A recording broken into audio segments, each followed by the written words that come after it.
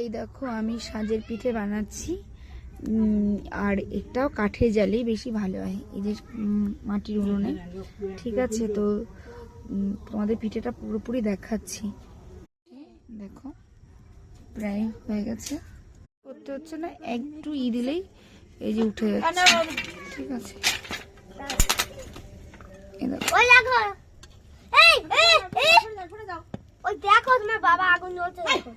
আর এই যে পিঠেটাকে আবার দুধে ভিজিয়ে নিয়েছি, দেখো।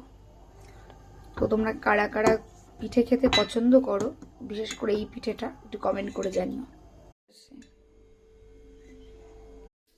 এই দেখো আমাদের পিঠে বানানো রেডি হয়ে গেছে, আর এখানে আমরা এখন সবাই মিলে পিঠে খাবো। আর তোমরা কারা কারা পিঠে খেতে চাও তো চলে এসো আমাদের বাড়িতে। আর দেখো পিঠেগুলো পুরো সাদা ধপধপ করছে কিন্তু।